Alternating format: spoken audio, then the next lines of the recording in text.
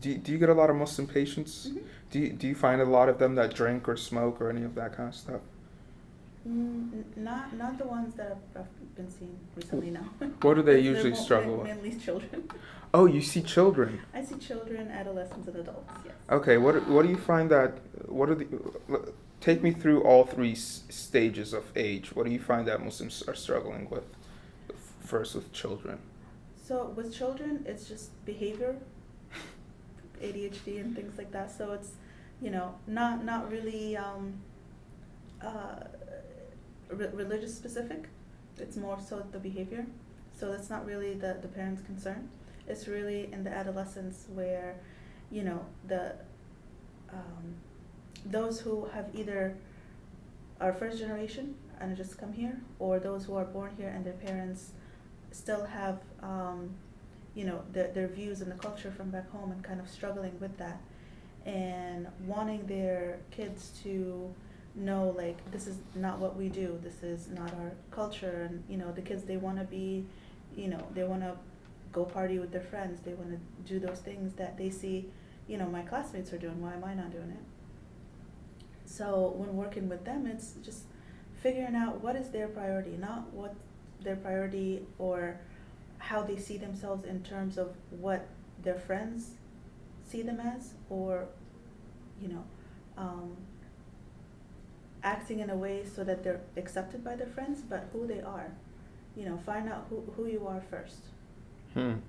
So you try to find out, you try to work with these adolescent Muslims to discover themselves first Mm-hmm. before going on to take on actions and Mm-hmm. friendships. Mm-hmm. Is that kind of, and how do you do that? How does someone discover who they are? Just, I mean, it's definitely not like a one discussion type of situation. It happens over time, by knowing their values, what it is that they value in friendship, or where do they see themselves, like what is it that they want to achieve for themselves, and is the group of people that you're hanging around, are they going to help you or hinder you? So, is knowing right now, is it worth it for you to go along with what they're pressuring you to do? Or is it better to say, you know what, I'm gonna abstain from this, I'm not going to do this because it doesn't fit into my plan of what I want for myself long term. And when you talk to them about their relationship with their parents, because what you brought up was massively important. It's something that I've struggled with. And the biggest thing that I've struggled with my entire life which is growing up in a household where my parents are Egyptian, right? They eat a certain way, they talk a certain way, they think a certain way, and they watch certain things. While I naturally, because I didn't grow up in neither the time period nor the country that they grew up in, I'm living in a 21st century America, and they grew up in a 20th century Egypt, right? It's like drastically two different worlds. And them trying to raise me here, I think my parents were great parents, nothing like that, but something that we always struggle with is like, listen, I'm not your culture, like I'm not you, I don't wake up and eat beans and falafel every morning. That's not what I actually desire. I actually desire pancakes. I like chocolate chip pancakes. It's like I'm not consciously choosing to be American because I want to be American. Mm-hmm. I am American because that's my environment, that's my country, that's the country who raised me, that's the country that educated me, that's the country that gave me my friends. So that's naturally who I am, and a lot of immigrant parents don't understand that. They think that you could just manufacture a culture, their culture and their ideologies into the child, when it's like, no, culture and ideology and thought and likes and interests come naturally with the environment and surroundings that you have around you. So how do both the parents and the children deal with this pull of identity, this identity crisis? And the reason this is why it's massively important is because the identity crisis, in my personal belief, is the root to why children, Muslim kids, go on to drink and smoke and party and do all these things, because they're trying to search for themselves. They're trying to rebel against their parents, rebel against this culture, rebel against the religion. The best way with dealing with that is to get the parents involved in the treatment process. To have a family session where, they present, like, this is what my culture and what I grew up learning, and this is what I expect of my child.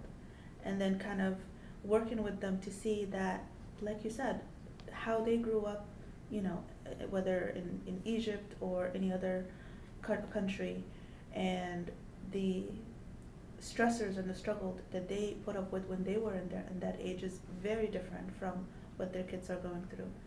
And to help them see, the world almost from their kids' perspective, to help them understand and to find a medium that they can both be satisfied with. That the parents, not to expect the kids to grow up exactly how, they grew up, but, they are living in a completely different society, different societal norms than what they grew up with. And for the kids to also appreciate that, yes, my parents did grow up different than me, and, it's not that they don't want you to do certain things. It's just, most of it is just they don't understand, like, why this is important. Like, parents complain, why are you always on the phone all the time? Why are you on social media? They probably don't get that because they didn't grow up with social media or cell phones or any of that. It was more person-to-person interaction. They get frustrated when you don't call, but you text instead. So having them understand that this is what's comfortable for them. This is their, what they're growing up in. And yeah, my parents. When I text my parents, it's the most brutal. Parents text back like K with a period at the end, and you're just like, wow, they really suck at texting. Yeah, parents are terrible at texting. I don't think that will ever change, but I think I think now that we're conscious, and I think we're becoming more conscious of the fact that it's such a huge difference between being a Muslim American and your immigrant parents and how you deal with it. Because, for example, I would go out into the world and I'd go to school, and all I'm dealing with is this American lifestyle, and my American friends, and then I go home, and I basically entered Cairo, Egypt, right? So it's just constantly and the question always gets begged, like, what is my reality? Because the way I act at home is so different than the way I act outside. And a lot of Muslim kids say that and complain about that. The way they are at home is a completely different human being than how they are with their friends and in school and out and about. And it causes this kind of question, like, am I a liar to my parents, or am I a liar to the outside? Which one is fake? Because they're both existing, but one of them has to not be true, and me putting on a front. And that's such a difficult struggle. How do we deal with that? I mean, your culture is part of who you are. It's not, you're not lying to yourself or to them by acting a certain way, because in every you're adapting to every situation that you're in. So when you're with your parents, the expectation is you talk a certain way and behave a certain way. With your friends, you talk and behave a certain way. When you're in school, you talk and behave a certain way. Same thing when you're at work. These are all components of what makes you who you are. So it's not, you're lying to yourself, or you're lying to the people that you're interacting with, because how you interact with them is different than how you interact with someone else. Oh, so basically you're not just one personality. You're actually a culmination of different personalities in a way, based off the scenarios that kind of come together and build your one personality. Right. Huh. We're a component of everything that we come across and deal with, and our different interactions with different people and different groups in our lives. They're all different, but those differences all come together to make your one persona. That I've had that thought a lot of times. I'm glad you're confirming it for me, because I've always thought that, like, how you act at work versus how you act at school versus how you act with your parents, and the culmination of all of that makes you who you are as a person. So you're not technically lying, you're just adapting to your reality. Do you know anything about psychedelics? Um, be more specific. Well, actually, before we get to psychedelics, that's what I want to ask you about. Tell me about Muslim adults. Well, what are Muslim adults struggling with? And it doesn't have to be faith based. Just